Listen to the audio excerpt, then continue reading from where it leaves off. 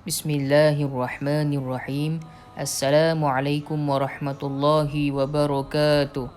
Bismillah walhamdulillah wassalatu wassalamu ala rasulillah wa ala alihi wa sahbihi wa man walah.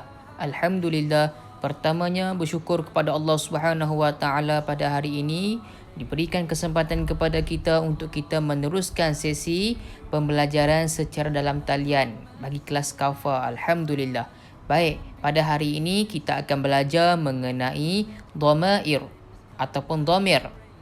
Yang mana tajuk dhamir ini kamu kena buka buku Lughatul Quran. Baik.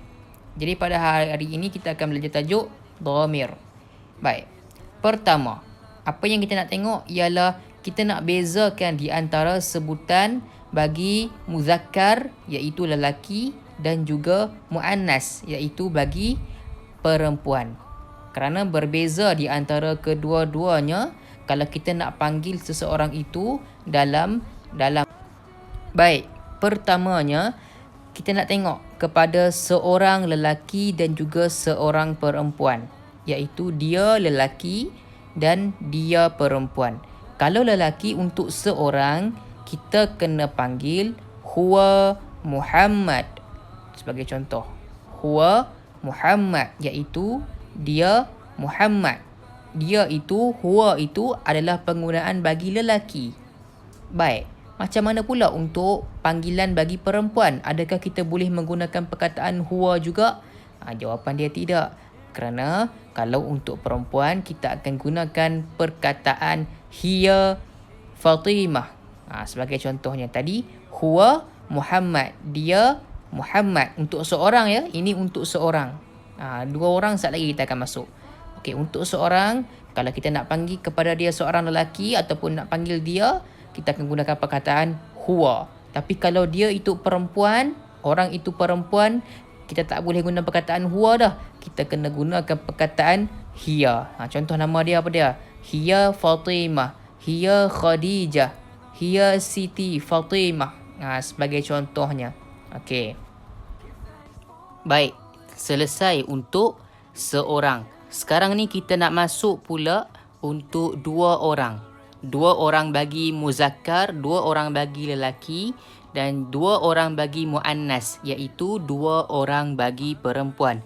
Kalau untuk lelaki, untuk dua orang dan juga perempuan, untuk dua orang, kita akan gunakan kalimah ataupun perkataan yang sama. Apa dia kalimah itu? Apa dia perkataan itu? Iaitu huma. Kalau macam tadi, huwa untuk lelaki, hiya untuk perempuan bagi seorang lelaki dan juga seorang perempuan. Tetapi kalau untuk dua orang lelaki dan juga dua orang untuk perempuan, kita boleh gunakan perkataan yang sama iaitu huma. Dua orang lelaki pun boleh, dua orang perempuan pun boleh. Baik, sebagai contoh untuk dua orang lelaki, kita nak buat ayat macam mana contoh? Okey, ini untuk perkataan huma, dua orang lelaki. Baik. Contoh dia, huma la'ibani fil mal'abi. Huma la'ibani fi mal'abi. Apa maksud dia? Iaitu mereka berdua, iaitu dua orang lelaki yang bermain di padang. Maksudnya huma la'ibani, alif nun, tak ada ta pun dekat situ. Ingat, kalau ada ta, semua untuk perempuan. Tetapi kalau tak ada huruf ta, itu merujuk kepada orang lelaki. Huma la'ibani fi mal'abi. La'ibani. Ada huruf ta tak? Tak ada huruf ta. Jadi itu merujuk kepada dua orang lelaki. Kalau untuk perempuan macam mana pula? Baik, kalau untuk perempuan, kita kena tambah huruf ta. Okey, tengok ustaz baca ayat dia. Huma la'ibatani fil mal'abi. Huma la'ibatani fil mal'abi. Yang maksud dia ialah mereka berdua, iaitu perempuan, mereka berdua yang bermain di padang. Apa beza di antara kalimah yang pertama tadi untuk lelaki dan juga kalimah yang kedua untuk perempuan, iaitu pada perkataan la'ibani, la'ibatani. Dekat lelaki tak ada huruf ta, tetapi bila mana kita nak sebutkan untuk perempuan ada huruf ta.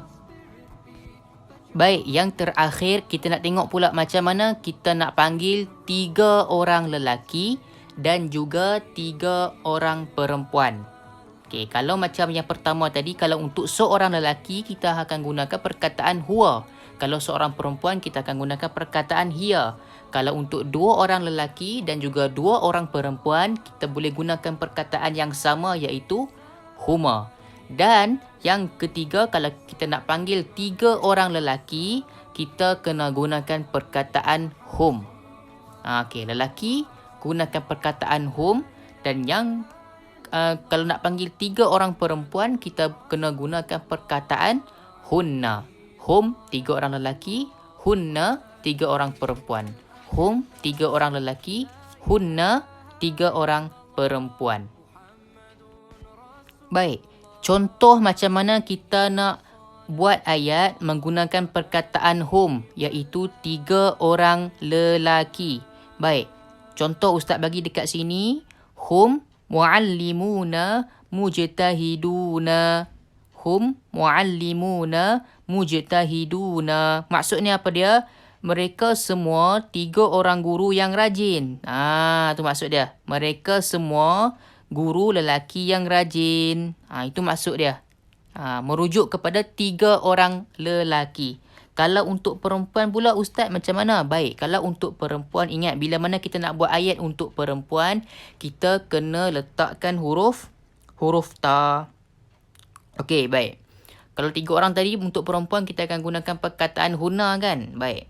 Kalau untuk perempuan pula kita akan buat ayat macam ni. Baik, ayat dia hunna muallimatun mujtahidatun. Ustaz ulang sekali lagi. Hunna muallimatun mujtahidatun. Ada beza tak dekat sini? Ada beza, iaitu dia menggunakan huruf ta. Huruf yang nun dekat lelaki tadi tu, waw nun itu, dia gantikan dengan huruf alif ta untuk perempuan. Untuk 3 orang. Kalau macam untuk lelaki dia gunakan waw nun. Tetapi untuk perempuan dia buang waw dengan nun, dia gantikan dengan huruf alif dan juga huruf ta. Okey, boleh faham yang tu?